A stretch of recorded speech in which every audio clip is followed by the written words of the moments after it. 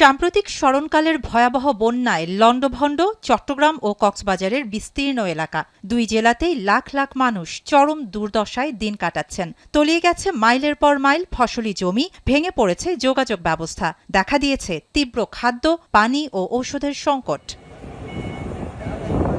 কক্সবাজারের বন্যা পরবর্তী পরিস্থিতি পর্যবেক্ষণে 2 দিনের সফরে চকরিয়ায় স্বরাষ্ট্রমন্ত্রী সালাউদ্দিন আহমেদ।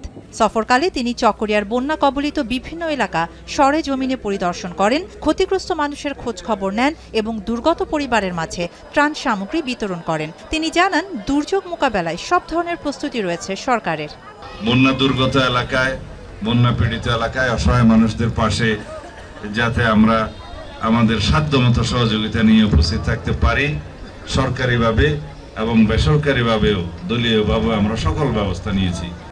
সকালে চট্টগ্রামের বন্যা কবলিত এলাকাগুলোতে ছুটে যান অর্থ ও পরিকল্পনা মন্ত্রী আমির খসরু মাহমুদ চৌধুরী। বন্দরনগরী, পতেঙ্গা, মাইজপাড়া ও খালপাড় এলাকায় ত্রাণ বিতরণের পর তিনি যান চট্টগ্রামের দোহাজারীতে। চট্টগ্রামের বিভিন্ন উপজেলা ঘুরে দেখার পাশাপাশি তাৎক্ষণিক খাদ্য সহায়তার পর ক্ষতিগ্রস্তদের স্থায়ী পুনর্বাসনের বিষয়েও সরকারের পরিকল্পনার কথা জানান অর্থ ও পরিকল্পনা মন্ত্রী।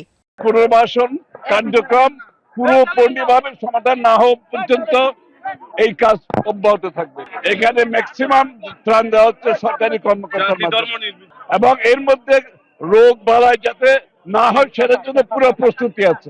ভিটামিন ই ও সি সিরাম 8টি প্রাকৃতিক অয়েল সমৃদ্ধ লিলি সিরাম অয়েল, যা চুল পড়া কমায় মাত্র 30 দিনে। এদিকে সাম্প্রতিক বন্যায় ক্ষতিগ্রস্ত মানুষের পাশে সরকার শক্ত অবস্থানে রয়েছে বলে জানিয়েছেন মৎস্য ও প্রাণী সম্পদ এবং কৃষিমন্ত্রী মোহাম্মদ আমিনুর রশিদ। শুক্রবার সকালে চট্টগ্রামের চন্দনা এসে বন্যা কবলিত এলাকা পরিদর্শন করেন তিনি। এ সময় কৃষকদের ক্ষয়ক্ষতি পুষিয়ে নিতে বিশেষ প্রণোদনার ব্যবস্থাও নেওয়া হচ্ছে বলে জানান তিনি।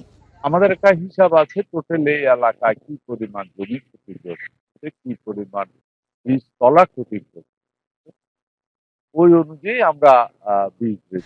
মন্ত্রীদের এই সফরের পর ক্ষতিগ্রস্ত সড়ক যোগাযোগ সংস্কার, প্রান্তিক কৃষকদের মাঝে বীজ ও চিকিৎসা সেবায় ওষুধ বিতরণ এবং সামগ্রিক পুনর্বাসন কার্যক্রম জোরদার হবে বলে প্রত্যাশা বানভাসী মানুষের। শাহানা জাহান, এখন।